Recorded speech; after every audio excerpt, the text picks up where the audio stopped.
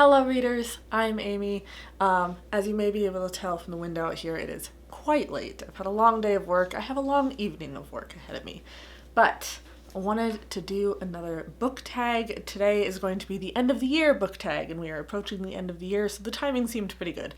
I'm not entirely sure who the creator is. I think it's Ariel Bissett, if I'm looking at this correctly. If I'm wrong, I will correct myself up on the screen here. But it is the beginning of November, or as I call it, 2nd October. I look a little holiday-ish. I got my emerald green pencil skirt on because I can wear holiday colors at work now, so anything to switch it up a little bit, even though I'm still feeling pretty spooky. So, let's go ahead and get started. First question, are there any books you started this year that you need to finish? Yes. This is, I think, what I have left to finish. I actually should probably check my planner. Hold on a second. Okay, yes, checked my planner. So I've got like my video list here, and then these are kind of my progress bars for things that I've read so far. There's a couple books on here that I'm not going to talk about because I started them last year, but any books that I started this year that I need to finish. I'm currently working my way through Needful Things. I started it at the beginning of October so I could get into the mood for spooky season. I wanted to change it up a little bit, so I went ahead and started reading my copy of Jane Eyre. Finally get to know what that's about. And then you have Fuzz, which was released a month ago? 2 months ago? I'm about halfway through that, need to finish that. My nonfiction reading's just a little slower. And then Sexual Justice, I got in the mail from the publisher. I also need to finish this. This is a really awesome book on the legalities of rape and like why people don't report and what the legal system is like and what your options really are. Like, going through the legal system is not the only option when dealing with the fallout of sexual assault. So I think this is just a really awesome book that's teaching me all sorts of stuff that I didn't know about kind of how to get through the system and how to take care of yourself while doing it. So, heavy topic, it's a topic for another day. Do you have an autumnal book to transition into the end of the year? This is kind of what I consider my autumnal book. I don't know that we're actually told what time of year Needful Things takes place in. I think it's like early fall where it's still kind of hot. But this just feels like a fall book to me, like in spooky season, which I'm very much still in the middle of. But if I had to mention another transitional book, it would be Hungry Hearts. I got this recently from Second Sale. I do have an affiliate code down below if you want a little bit of a discount. But Hungry Hearts is a selection of essays all about food. And I know exactly what reading this is going to look like. I'm going to make some stew, I'm going to curl up with my heated blanket, and I'm going to read this book. And this, just looking at this, makes me feel so cozy because I love books about food. It's something I didn't really realize about myself until more recently. I was actually reading How Long Till Black Future Month by N.K. Jemisin, and she had this amazing short story about a chef and the food that she was cooking, and I realized, oh, I love food descriptions. And this is going to be a really great cozy read to kind of transition me into cozy season when everything's all snowy outside and you've got your cup of hot chocolate and your stew. This is my transitional book. I can't wait. Is there a new release you're still waiting for? I don't think so. I haven't done my upcoming releases video for October and November. Partly I've been really busy and haven't had as much time for filming, but also honestly those videos just didn't seem as popular and it was encouraging my poor spending habits. So at least pressing pause on those for now. I'll probably continue them eventually. But there's not really, at this point, there's not anything that I feel like I'm waiting for to come out. I mean, I'm waiting for Grady Hendrix's new book.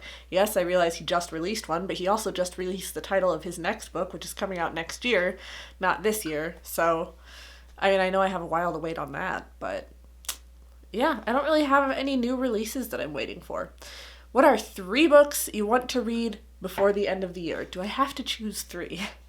Hungry Hearts will definitely be one, but I think that I shouldn't have to count this as one of my 3 because I already talked about it. So I'm gonna do a little bit of cheating with this one. I have my TBR shelf like right here, which is what I'm looking at.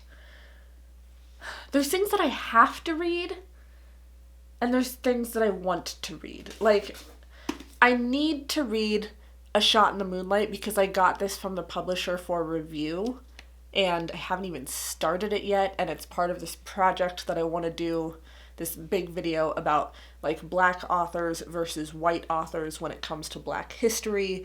So like, I need to get started on this. I just don't know if I want to get started on this just yet, but it'll have to count for one of my 3. Mostly Dead Things is something that I've been waiting to read for a little while now, and again, I got a copy from Second Sale, discount code down below if you want it. But this is about a family in taxidermy, and having grown up with a family in taxidermy, I'm really intrigued to see this. I think I will go ahead and choose What White People Can Do Next. Like I said, there's a project that I want to do on Black and white authors and their different ways of writing history, and I think that this could be a great tie-in to that. So I had recently finished, what was it called? Don't Touch My Hair. And it was really heavy in the academic writing for me, but I think it had some really good points, some really interesting things to learn. So I wanted to read her other book. Also, just look at this cover with the embroidered flowers. It's so pretty. So those will go ahead and be 3 books that I have to read, or that I want to read by the end of the year. If I sound a little stuffy, I don't know what's happening. I just seem to be a little stuffy. It could be an end of the day exhaustion thing. Is there a book you think could still shock you and become your favorite book of the year? If Hungry Hearts is a favorite book, that won't really be shocking.